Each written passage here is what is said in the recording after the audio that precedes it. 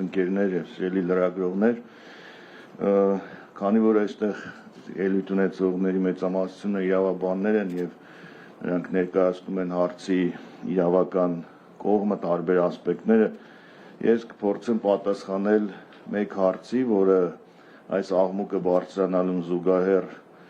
ի հայտ եկավ մեր քաղաքական խոսույթում, թե արդյոք այս ամենը Թուրքիայի եւ Ադրբեջանի ծրագրերից է, արդյոք դա համահունչ է այդ ծրագրերին եւ արդյոք այս ամենը նպաստում է թուրք-ադրբեջանական քաղաքական նպատակներին։ Օբյեկտիվորեն այս կասկածը ծագեց եւ ուներ եւ ունի հիմքեր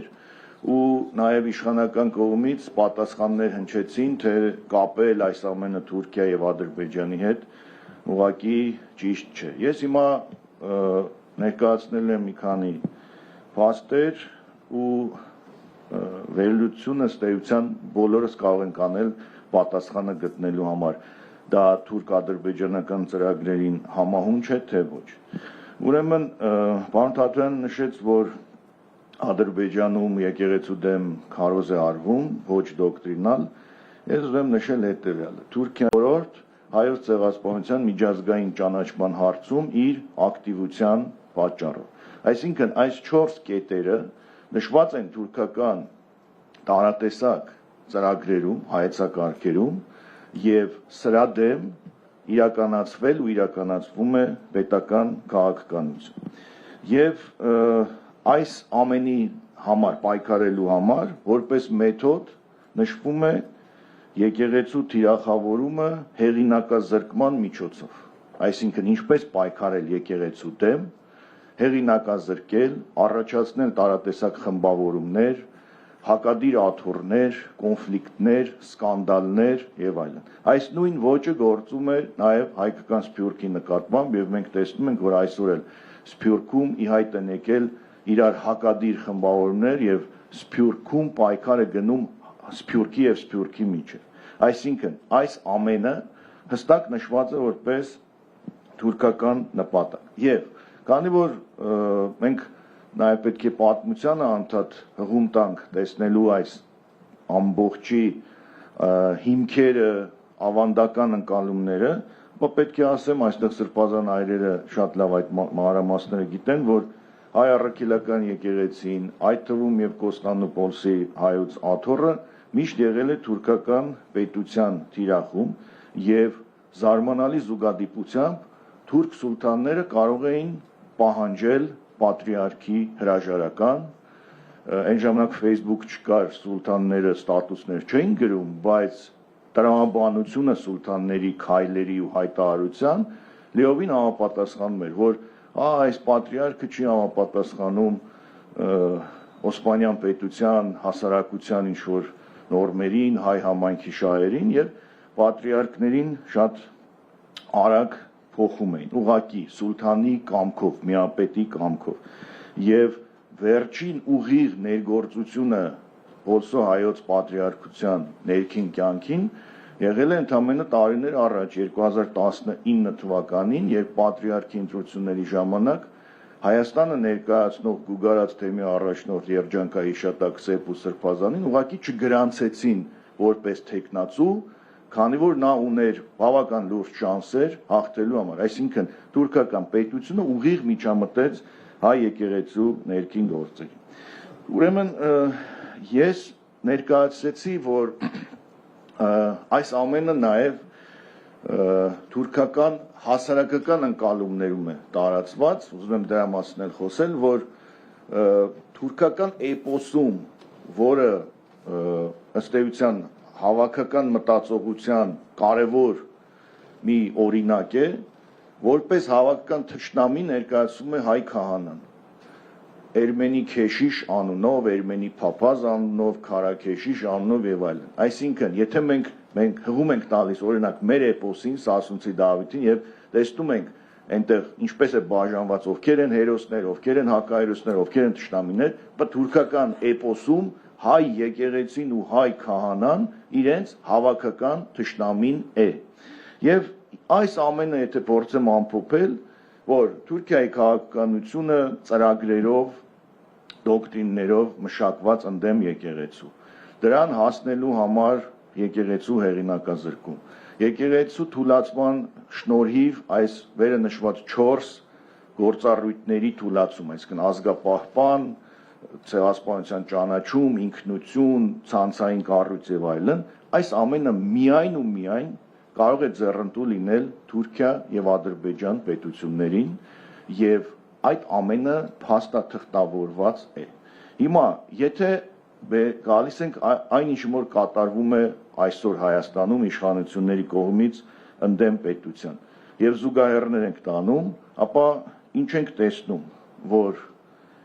այս ինչ որ կատարվում է շատ համահունչ է եւ շատ ցանկալի է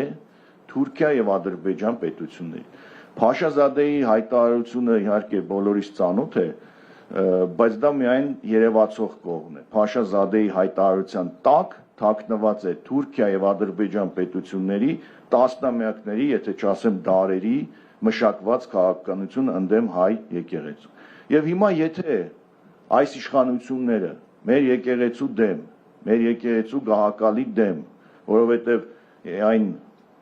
կեղծ թեզը, թե մենք եկեղեցու դեմ չենք պայքարում, վեհապարի դեմ ենք պայքարում, դա սուտ է։ Վեհապարի դեմ պայքարելով պայքարում ես եկեղեցու դեմ, եկեղեցու դեմ պայքարելով պայքարում ես վեհապարի եւ հոգեվորականների դեմ։ Եթե այս պայքարը անում են չգիտակցելով, ուրեմն դա վատ է։ Եթե անում են գիտակցելով, ուրեմն դա շատ վատ է, որովհետեւ դա լիովին համապատասխանում է թուրքական նպատակներին եւ ցանկություններին։ Եվ վերջինը, ինչ որ կուզենա ասել, այստեղ հնչեց մի քանի դրվագ, եկեղեցու հեղինակությունը միշտ էլ բարձր եղել հայ հասարակության մեջ եւ կարող ենք ունենալ հիմնավոր կասկած, որ այս ամենի նպատակն է նաեւ հասարակության մեջ բարձր հեղինակություն ունեցող եւ իրենց ապազգային քաղաքականությունը չընդունող այդ քաղաքականության, պետականակործան ու ազգակործան դրույթները վեր հանող մարդկանց ուղղակի լռեցնել։ Քանի որ արդեն մենք տեսնում ենք իշխանական քարոզիչների խոսքերը, որ պետք է այս կոնֆլիկտը վերջացնեն, բայց եկեղեցին էլ պետք է զսպի սրբազաններին, որ դուրս գան իբրև թե քաղաքական ասպարեզից։ Ու ամենավերջինը, նորից Թուրքիայի հետ կապված խոսելով, մենք տեսել ենք, որ այս իշխանությունները սկսած հատկապես 2020-ից հերթով, կարգով, շարքով,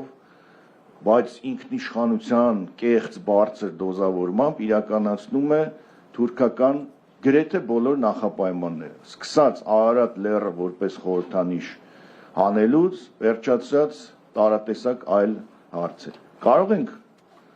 իրավաբանների ներկայությամբ իրավական տերմիններ եմ սկսել անդադ օգտագործել։ Կարող ենք հիմնավոր կասկած ունենալ, որ եկեղեցու դեմ արշավը հերթական նախապայմանն է թուրքական ներկայացված այս իշխանությունների, որոնք անում են այլ, այսպես լույսի ներքո։ Ու խմբակային ամենայն հայոց կաթողիկոսին վիրավորելը իշխանության տարբեր օղակների, պատասխանատուների կողմից դա ոչ միայն բարոյական կարմիր գծերի անցնում է, այլև ի ցույց է դնում իշխանական համակարգի եւ այս իշխանության բռնապետական մտածելակերպը, այսինքն ինչ որ ասում է վարչապետը, իրենց ղեկավարը, իրենք անմիջապես ձայնարկում են։ Նա ասում է վեհապարին դիմում է ավազանի անունով, մնացածները նույնպես դիմում են ավազանի անունով։ Սա հատուկ է այսպիսի երևույթներ, հատուկ է բռնապետական երկրներին եւ եկեղեցու դեմ պայքարել են սուլթանները, ուրեմն աթեիստ, կոմունիստ բոլշևիկները, հեղափոխականները, հիմա էլ եկեղեցու դեմ հերթական պայքարի փուլն է, որը բնական է, որ ավարտվելու է եկեղեցու հաղթանակով, բայց այս կոնտեքստում նաև որ ձևավորում է այս իշխանությունը բռնապետ,